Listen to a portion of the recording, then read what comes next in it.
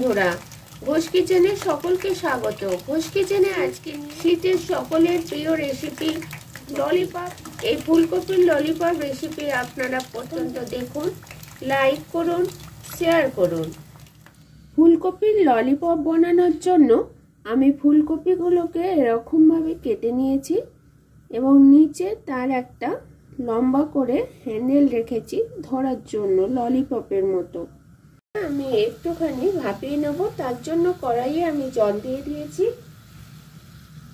জলটা গরম হয়ে গেছে, এর মধ্যে আমি দিয়ে দেব নুন,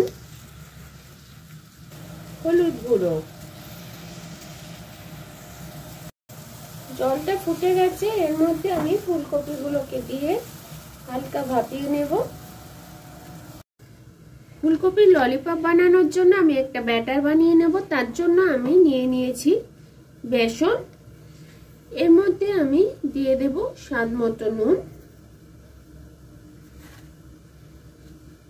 ঝালের জন্য দিয়ে দেব লঙ্কা গুঁড়ো,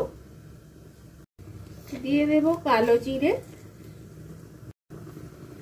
এবং দিয়ে দেব 1 চামচ পরিমাণ কর্নফ্লাওয়ার, দিয়ে দেব কুচানো ধনে পাতা। ধনে পাতার কিন্তু আমি এতে বোটাগুলোকে দিইনি, শুধু পাতাগুলোকে দিয়েছি। মশলাগুলো আমি বেসনের সাথে ভালো করে মিশিয়ে নেব।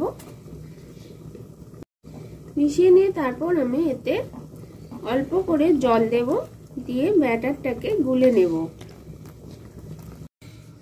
ব্যাটারটাকে এরকম ভালো করে ফেটিয়ে নিতে হবে। এবারে ব্যাটারটা আমার রেডি হয়ে গেছে এবং ভালো স্মুথলি এসছে। ফুলকপিগুলো আমার ভাপানো হয়ে গেছে, এবারে এর জলটা আমি ঝারিয়ে নেব। কড়াইয়ের মধ্যে আমি তেল দিয়ে দিয়েছি, তেলটা আমার পুরো গরম হয়ে গেছে। এবারে আমি ফুলকপিগুলোকে একটা একটা করে এর মধ্যে দিয়ে দেব এবং খেয়াল রাখতে হবে ফুলকপির বোটাটা যেন এরকম উপর দিকে থাকে, তবেই ললিপপের মতো ধরতে পারা যাবে।